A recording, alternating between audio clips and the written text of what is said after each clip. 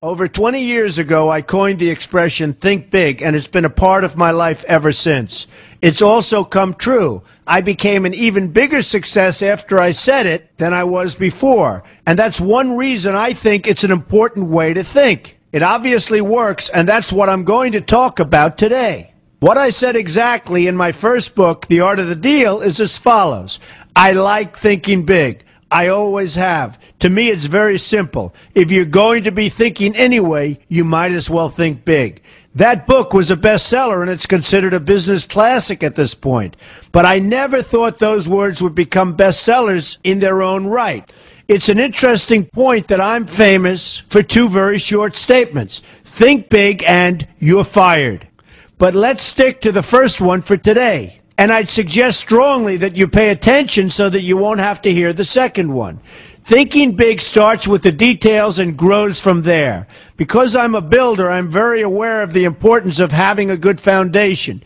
You can't take chances in construction. You can't be haphazard and say, well, maybe this will work, maybe it won't, so let's try it and find out. Because a lot of people will be at risk.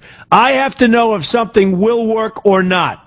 Every inch has to be accounted for. In other words, thinking big starts with being thorough. So number one, be thorough. Don't count on happenstance to get you anywhere, because it won't.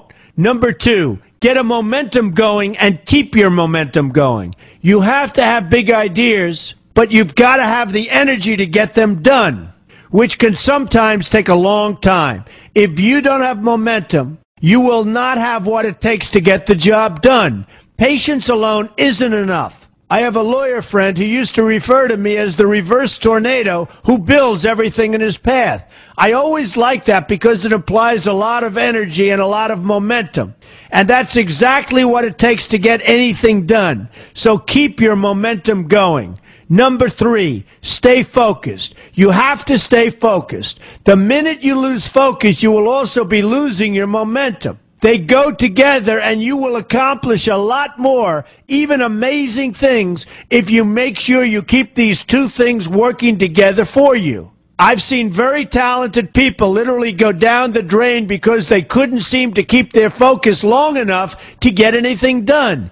In this day of multitasking, that can be a real challenge, but it's absolutely necessary.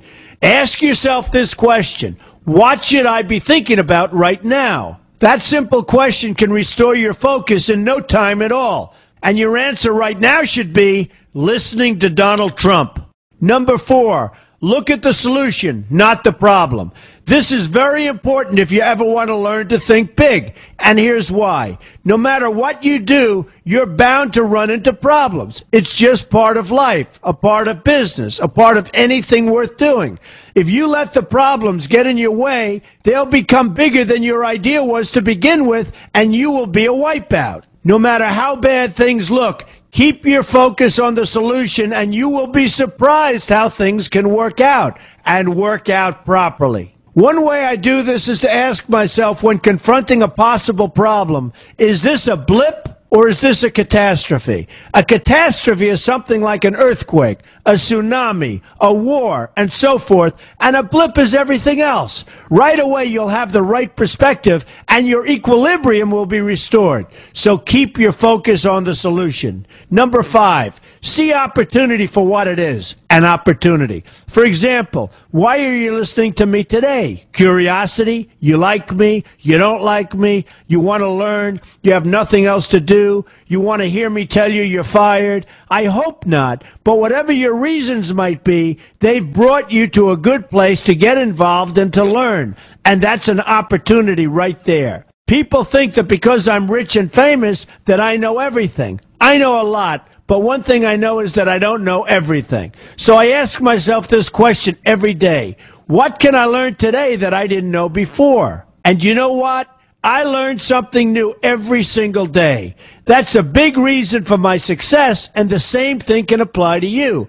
Take the time to see today as an opportunity, and you'll be surprised by what can come your way. Be open to new ideas, and you will be creating your own opportunities before too long. Number six, know everything you can about what you're doing. That's a good way to cover your bases. Another good way is to read the book Robert Kiyosaki and I have written together, Why We Want You to Be Rich. It's about covering your bases and knowing what's going on. I remember when some guys came in to meet with me about a great idea they had for an atrium for a building on Wall Street. It was a beautiful idea except for one thing. None of them had thought about how the building would be supported around this fabulous atrium. They didn't take into account the steel columns that were necessary to support a 72-story building. A very big and embarrassing oversight that could have been avoided if they'd taken the time to think about what they were doing. Don't let that happen to you. Know what you're doing first. Number 7, be lucky. Remember the old saying, the harder I work, the luckier I get. Well, it happens to be true. It works for me, and I've encountered some pretty big successes. But this goes along with something that's absolutely necessary for great success. Be passionate. You have to love what you're doing if you want to be successful at it. My father told me that it's absolutely true. I might work 7 days a week, but it doesn't seem like work to me because I love what I'm doing. If you don't like what you're doing, find something else to do, or do it part-time until you can find something full-time. You will never be successful, happy, or healthy unless you're doing what you love to do. That's just the way it is. So give it some thought. In fact, give it a lot of thought. For example, if you're feeling frustrated, there are 2 ways to look at the situation. Frustration can mean that maybe you're expecting too much, or it can be an indication that you know you should be, or could be, doing more. Use frustration as a motivator. Use it to get where you want to go instead of staying where you don't want to be. But above all, be passionate. That's the fast track to success, no matter what your interests are. Number 8, see yourself as victorious. That can zap negativity immediately and put a positive spin on problems. I've gotten to the point where I see problems as challenges that I'll enjoy meeting and dealing with. My point here is that no matter what you do, you will encounter problems. Why not see them as challenges instead and know that you are more capable of dealing with them? That's positive thinking with a realistic slant. When I go into negotiations, I keep an open mind to what may happen.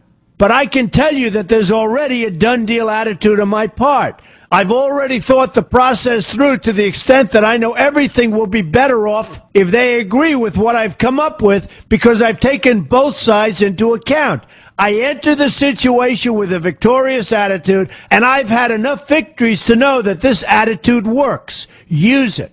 Number 9, be smart. Know that you have something unique to offer because you do use the tools that are provided for you and remain open to new ideas. That's being smart. That's also where innovation comes from. Being smart means you know how to use what you've got. That doesn't mean there's nothing left to learn, but it means that you will have the ability to learn and move forward with success. And success is very important. Success is what you want. Just be successful. Believe me, you'll be happier. I know people who have had very few real advantages in life, and yet they've managed to become giant successes. They figured out how to use what they had, not to dwell on what they didn't have. I'm convinced that everyone has something useful to offer, and if you apply yourself diligently, you'll find that you have what it takes to succeed, and you're going to be a lot happier for it. Number 10, above all, never give up. Never, never, never give up. The only time you will be a failure is if you quit trying. Only losers quit. The biggest losers in the world are quitters. Winners keep on going. So whatever you do, never give up. My father always used to harp, never give up, son, never give up. Don't ever quit. I never want to see you give up or quit. Well, my father was a smart guy, and I listened to him. And remember, think big. A good way to start is to read our new book, Why We Want You to Be Rich. 2 men, 1 message. There's a lot of great advice in there for you, and I expect you to pay attention. You're going to do fantastically well. You're going to be a winner, and I'm going to see you in the winner's